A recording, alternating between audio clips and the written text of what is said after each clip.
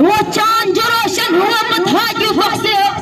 وہ چاند جو روشن ہوا مدحہ کی افق سے،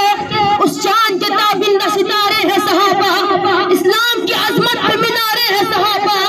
اسلام کی عظمت پہ مینارے ہیں صحابہ، گر چاند محمد کو ستارے ہیں صحابہ، ہم فخر سے کہتے ہیں ہمارے ہیں صحابہ، ہم فخر سے کہتے ہیں ہمارے ہیں صحابہ، اللہ ہمیں جان سے پیارے ہیں صحابہ۔ محترم اساتذہ اکرام، معزز سامعین اور گلشن انور کے چہکتے مہکتے بلبلوں، السلام علیکم ورحمۃ اللہ وبرکاتہ۔ آج میں آپ حضرات کے سامنے اس شخصیت کی مناقب بیان کرنا چاہتا ہوں جو فنا فی الرسول بھی ہے، رفیق قبر بھی ہے، رفیق حشر بھی ہے،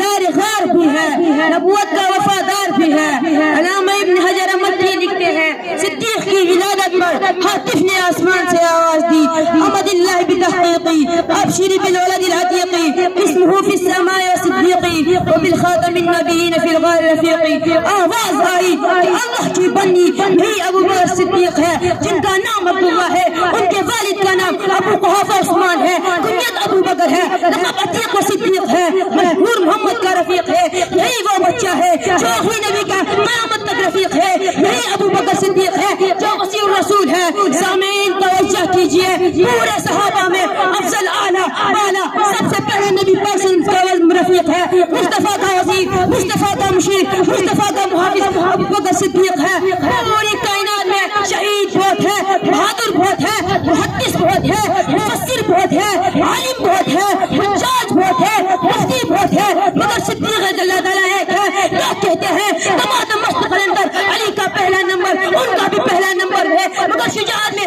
ابو بکر کا پہلا نمبر ہے، مگر خلافت میں خدا کی قسم حضرت علی رضی اللہ تعالیٰ، حضرت عثمان رضی اللہ تعالیٰ کے خلیفہ ہے، حضرت عثمان رضی اللہ تعالیٰ، حضرت عمر رضی اللہ تعالیٰ کے خلیفہ ہے، حضرت عمر رضی اللہ تعالیٰ صدیق اکبر کے خلیفہ ہے، پیغمبر صلی اللہ علیہ وسلم کا خلیفہ حضرت ابو بکر صدیق ہے، جس کا لقب خلیفۃ الرسول بنا۔ صدیق وہ آدمی ہے جس کے بارے میں پیغمبر نے فرمایا ساری دنیا پر میرا احسان ہے، مجھ پر صدیق کا احسان ہے۔ میں کہتا ہوں حضرت علی اور ابو بکر میں بڑا فرق ہے، نہ سمجھو تو بیڑا غرق ہے۔ علی کے گھر کو پیغمبر نے آباد کیا، پیغمبر کے حجرے کو صدیق نے آباد کیا، علی داماد ہے تو ابو بکر صدیق سسر ہے۔ سامعین اکرامی،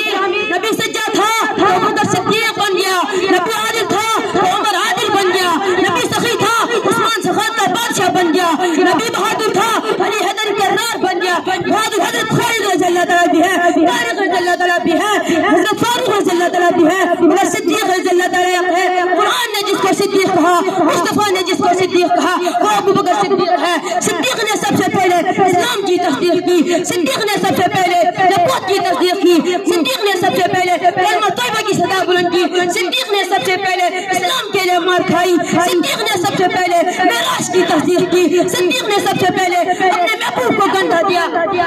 جی ہاں، مجھے کہنے دیجئے کون صدیق اکبر؟ وہ صدیق اکبر جس کی قول فعل میں صداقت تھی، جس کی طبیعت میں شفقت و محبت تھی، جن کے کردار میں جلوت و خلوت تھی، جن کے حاصل نبی اخر زمان سے سلم کی سنت تھی،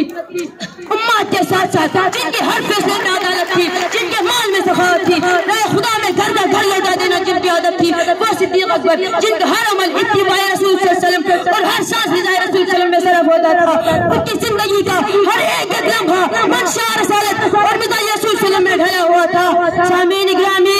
صدیق اکبر نے ہر مقام پر اسلام کا پرچم بلند کیا، سب کچھ لوٹا کر، سب کچھ نثار کر کے آخر وقت میں امت سے کفن بھی نہیں مانگا۔ وہ اپنی بڑی پرانی چادر میں ملبوس ہو کر طائفانی سے سرخرو ہو کر رخصت ہو گیا اور چاہتے چاہتے اسلام کو سبق دے گیا کہ صدیق وہ ہوتا ہے جو اسلام کو سب کچھ دیتا ہے، اسلام سے کچھ نہیں دیتا۔ شاعر نے کیا خوب کہا، پروانے کو چراغ ہے بلبل کو پھول بس، پروانے کو چراغ ہے بلبل کو پھول بس، صدیق کے لیے ہے خدا کا رسول بس۔ السلام۔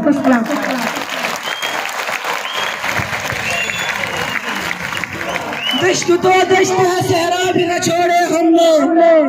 دشت تو دشت ہے صحرا بھی نہ چھوڑے ہم نے، میرے ظلمات میں دوڑا دیے گھوڑے ہم نے۔ ماشاءاللہ ایک کلاسک سے تعلق رکھنے